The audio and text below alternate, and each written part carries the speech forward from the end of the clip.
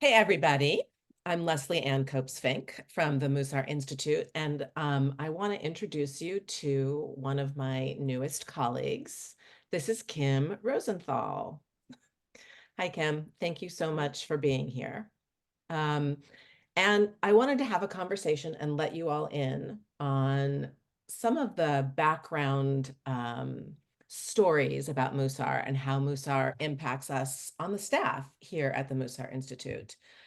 Kim is one of our newest and youngest staff members, and I'm going to invite her to sort of introduce herself, tell us where she's from, what sort of age group she's in, and how she came to the Mussar Institute. Amazing. Thank you, Leslie Ann. I am Kim Rosenthal. I am from uh, a small town in Wisconsin and now live in Madison, Wisconsin. So I have a really unique Jewish journey in that I was one of the only Jewish people in my very small town. And having a Jewish identity was very present and in the forefront of my mind because I was this different person than everyone else in my town.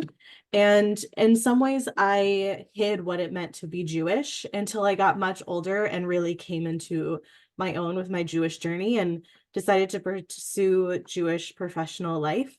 So I've been working with youth for about 15 years. 9 of those years in a Jewish capacity, whether a youth advisor, after school teacher, and I've also worked at a Jewish federation. So a lot of experience in different nonprofit Jewish life. And I recently finished my master's degree a year ago and was looking for a job. And this one sounded this this role within the Mussar Institute. Not only did I need a job upon graduation, but I had never really been immersed in Mussar, and it seems so fascinating to me. So no matter what the job title was, I just wanted to learn this new part of Judaism that I hadn't been exposed to. And it completely transformed my life. And I'm so grateful that I've had this opportunity. Thank you so much for sharing that journey. So the next most logical question, Kim, is how did Musar transform your life? What have you learned? What has your journey been to date? So I started with 5 steps, and my wife and I actually took the course together, and it was over the summer a year ago. And it was it was sort of this fun new thing that we were trying out and learning about. And I don't feel that I necessarily like integrated everything into my life, but I had just opened the door slightly to this whole new world of Judaism that I had never been exposed to. And I wanted more. I was super excited. And I, if I was going to be immersed in this role on the TMI staff, I knew that I needed to go on my own spiritual journey as well. And so that took me to Pathways 1, Pathways 2, and Pathways 3, which is I'm in Pathways 3 now, and we're almost ending. And it feels wild that I've been on this journey for a year because I have seen the transformation in my life in this year, and people in my life have noticed it too. Friends, colleagues, my family. I am I am still myself, just this elevated version of myself. And this is what I try to impart on my teens as well that I work with, that you are whole and unique and amazing. And sometimes we need to rein that in, but how do we do it? We're not told, we're told like, don't be angry, for instance. And but then we're not told how to rein in that anger. And Musar not only helped me help my teens, but it just it showed me that anger is not this bad or good thing. It is a neutral um characteristic of ourselves, and it's on a range, and it's how we express it out into the world. And it was the first time that I was told how you're feeling is not good or bad.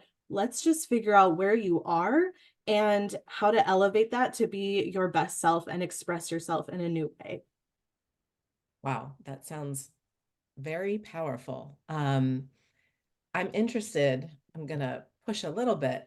What has your family and friends and your community, what have they noticed that's been different about you, and how do you feel that transformation within? Great question. I would say I am a big and loud presence in a great way. I am someone who brings in people. My friends say that somehow I find the Jews wandering the streets in our city and somehow bring them into our fold, whether it's a Havurah or exposing them to new Jewish things. And so when I introduce them to, this is my new job in Mussar, and this is my cat who likes to always join in my Mussar journey. Um, they they said, "Wow, this is something that I've always wanted to learn about Judaism. Tell me more." And they saw the way that I lit up in a way that they hadn't seen me talk about Jewish concepts or ideas before. And I think the biggest thing that they've noticed is the way in which I hold space differently for them Mhm. when they're talking about something that they're going through, or just in general, just having a conversation. Because I am a very extroverted person, I like to talk and I want to dig in and keep going. And what has been different, truly, I could have started and stopped with um anava, that humility of like, how much space am I taking up? And that has been the biggest transformation. I mean, I'm so glad that I have done all these other midot, but it always for me comes back to, how much space are you taking up? Mm. And I just learned to tweak how I take up that space with my friends and family. And they've noticed like, wow, Kim, like you really just knew how to talk to me about this thing that is happening in my life.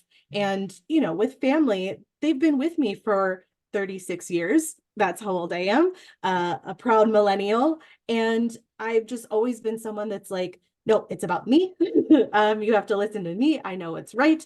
And they've noticed this shift of, how to say I'm right, because oftentimes it wasn't that I was wrong, it's just how I presented myself.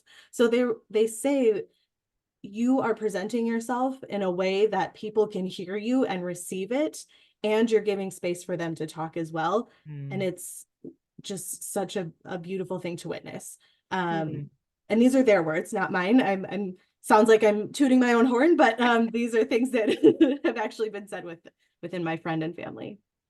Well, I appreciate you sharing that. And I wonder, just sort of as we're closing up here, if if you were to share with other millennials, Mm. why do you think Musar would be valuable for them? Um, what do they have to look forward to? How might this change their lives? Knowing that we're all different and we all learn differently. Why might they be interested in dipping their toe into the Musar Institute course list? Amazing question. I have many answers. One, let me name them and then I can dive a little deeper as well. One is, we in the world want to have a framework for, oh, my religion or my faith says X, Y, and Z about this topic. And Musar gives a framework for that. The other piece is that it is intergenerational learning, and that has vastly changed my life because I'm steeped in the world of youth work. So I know how to talk with youth and present myself in front of youth. And then to go and be with people who are my mom's age or older and be in this soul transformation journey together is so powerful and so lovely. So those two things together, I think, makes for a beautiful combination for anyone.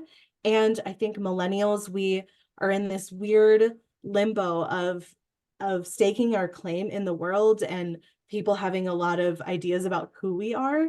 And as we are entering, late 30s, early 40s of this millennial generation, we wa- are craving a sense of belonging in a different way, Mm. and especially within Judaism. I know people say that, oh, millennials aren't involved in Jewish life.